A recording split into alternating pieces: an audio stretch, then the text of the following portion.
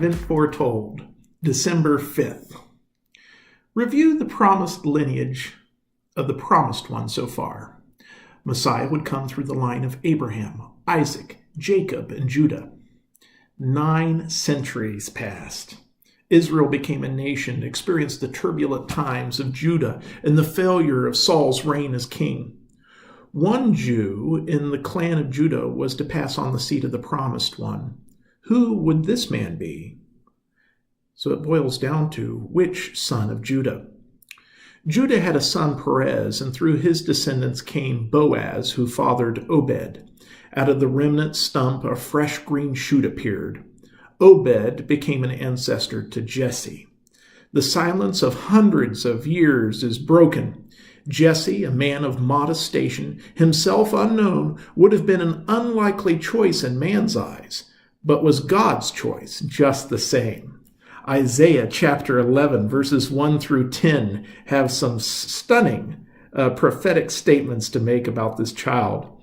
There shall come forth a rod from the stem of Jesse, and a branch shall grow out of his roots. The Spirit of the Lord shall rest upon him, the Spirit of wisdom and understanding, the Spirit of counsel and might, the Spirit of knowledge and of fear of the Lord. His delight is in the fear of the Lord, and he shall not judge by the sight of his eyes, nor decide by the hearing of his ears. But with righteousness he shall judge the poor, and decide with equity for the meek of the earth. He shall strike the earth with the rod of his mouth, and with the breath of his lips he shall slay the wicked. Righteousness shall be the belt of his loins, and faithfulness the belt of his waist. The wolf shall also dwell with the lamb. The leopard shall lie down with the young goat, the calf and the young lion and the fatling together, and a little child shall lead them. The cow and the bear shall graze, their young ones shall lie down together, and the lion shall eat straw like the ox. The nursing child shall play by the cobra's hole, and the weaned child shall put his hand in the viper's den. They shall not hurt nor destroy in all my holy mountain, for the earth shall be full of the knowledge of the Lord as the waters cover the sea. And in that day there shall be a root of Jesse, who shall stand as a banner to the people. For the Gentiles shall seek him, and his resting place shall be glorious. Which son of Jesse would be the promised one? Jesse had 8 sons. Which one did God choose? God shows us his choice in 1 Samuel chapter 16, verses 1 through 3. Now the Lord said to Samuel, "How long will you mourn for Saul, seeing I've rejected him from reigning over Israel? Fill your horn with oil and go. I am sending you to Jesse the Bethlehemite, for I have provided myself a king among his sons."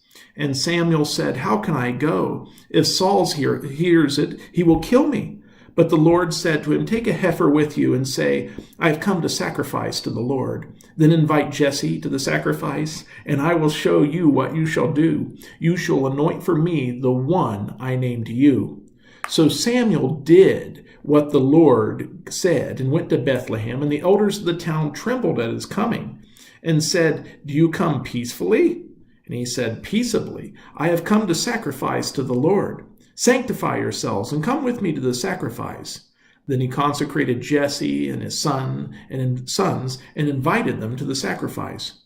So it was, when they came, that he looked at Eliab and said, "Surely the Lord's anointed is before me." But the Lord said to Samuel, "Do not look at his appearance or at his physical stature, because I have refused him. For the Lord does not see as man sees, for man looks at the outward appearance, but the Lord looks at the heart." So Jesse called Abinadab and made him pass before Samuel. And he said, "Neither has the Lord chosen this one." Then Jesse made Shammah pass by, and he said, "Neither has the Lord chosen this one." Thus Jesse made 7 of his sons pass before Samuel, and Samuel said to Jesse, "The Lord has not chosen these." And Samuel said to Jesse, "Are all the young men here?" Then he said, "There remains yet the youngest, and there he is, keeping the sheep." And Samuel said to Jesse, "Send and bring him, for we will not sit down till he comes." So he sent and brought him in. Now he was ruddy, with bright eyes and good looking. And the Lord said, "Arise, anoint him, for this is the one." Then Samuel took the horn of oil and anointed him in the midst of his brothers. And the Spirit of the Lord came upon David from that day forward. So Samuel arose and went to Ramah.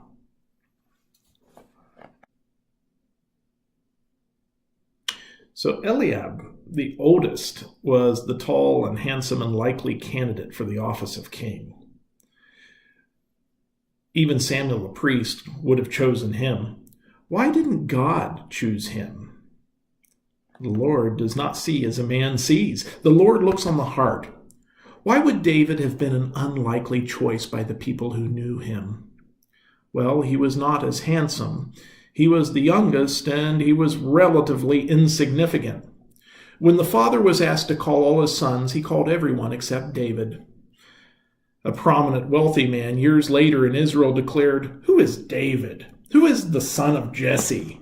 And we see that in 1 Samuel 25:10 by Nabal. David was entirely unknown. Although men around him were slow to recognize David's future role, what did the prophecies promise concerning this son that would come from Jesse through David? 2 Samuel chapter 7, verses 8 through 16.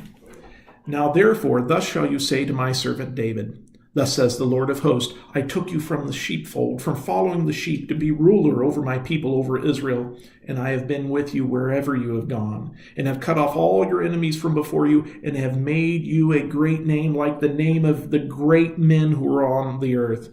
Moreover, I will appoint a place for my people Israel, and will plant them, that they may dwell in a place of their own, and move no more. Nor shall the sons of wickedness oppress them any more as previously. Since the time that I commanded judges to be over my people Israel, and have caused you to rest from all your enemies. Also, the Lord tells you that he will make you a house. When your days are fulfilled, and you rest with your fathers, I will set up your seed after you, who will come from your body, and I will establish his kingdom. He shall build a house for my name, and I will establish the throne of his kingdom forever. I will be his father, and he shall be my son. If he commits iniquity, I will chasten him with the rod of men, and with the blows of the sons of men. But my mercy shall not depart from him, as I took it from Saul, whom I removed from before you. And your house and your kingdom shall be established forever before you. Your throne shall be established forever." Jeremiah chapter 23, verse 5. "Behold, the days are coming, says the Lord, that I will raise to David a branch of righteousness. A king shall reign and prosper, and execute judgment and righteousness in the earth." Psalm chapter 89, verses 3 through 4. "I have made a covenant with my chosen. I have sworn to my servant David, your seed I will establish forever, and build up your throne to all generations." Psalm 132, verses 11 through 12. "The Lord has sworn in truth to David. He will not turn from it. I will set upon your throne the fruit of your body. If your sons will keep my covenant and my testimony which I shall teach them, their sons also shall sit upon the throne forevermore." David would not only reign as king, he would be more than an ordinary king. How would his kingdom be different? Well, the biggest difference would be that his kingdom would be an everlasting kingdom. We've been going through many different children through generations, and the question becomes, which son of David would the chosen line go through? In seeming contradiction to the prophecy, a curse is placed on the messianic line. This is recorded in Jeremiah chapter 22, verse 30. "Thus says the Lord, write this man down as childless, a man who shall not prosper in his days, for none of his descendants shall prosper, sitting on the throne of David and ruling any more in Judah." In seeming contradiction to the prophecy, a curse was placed on the messianic line. This is recorded in Jeremiah chapter 22, verse 30. "Thus says the Lord, Write this man down as childless, a man who shall not prosper in his days, for none of his descendants shall prosper, sitting on the throne of David and ruling any more in Judah. Jeconiah is the king mentioned here. Jeconiah was the last king descending from David to sit on the throne in Judah. He was succeeded by his uncle Zedekiah, and we see that story in 2 Kings chapter 24, verse 17. None of Jeconiah's descendants ever reigned again. Was this the end to the Davidic dynasty and the hope for the Messiah? We shall see in the next time we come together for Advent Foretold.